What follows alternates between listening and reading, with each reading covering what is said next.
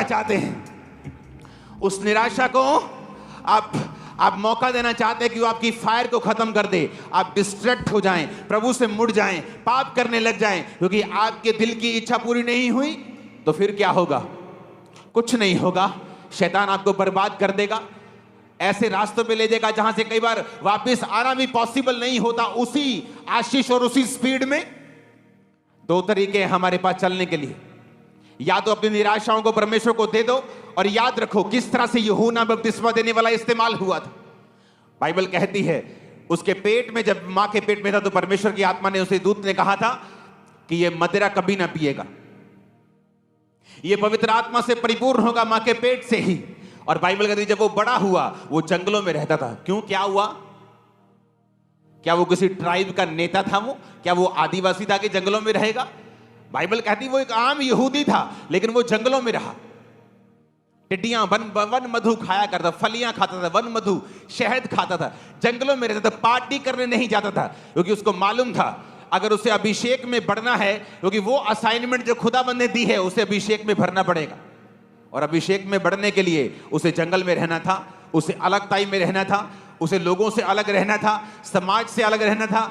जिस तरह परमेश्वर ने कहा तुम संसार में रहते हो पर संसार के नहीं हो, तुम रहते तो इसी संसार में हो, लेकिन संसार के जैसे बातें नहीं कर सकते, उनके जैसे शादियों में नहीं तुम सब काम कर सकते, जो लोग कर सकते तुम नहीं कर सकते, क्योंकि मैंने तुम्हें संसार में से चुन लिया है। और टाइम होता है तैयार होने का।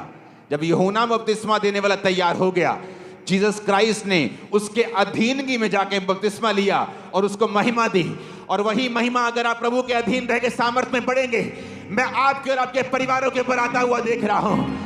आज यीशु मसीह नासरी के नाम में हर पाप का आत्मा आपकी जिंदगियों से, हर पाप का आत्मा आपकी जिंदगियों से जा रहा है। मैंने कहा आप तैयार हैं? बाइबल कहती है जीसस क्राइस्ट के लिए लिखा है कि वो आत्मा के सिखाने से जंगल में रहा।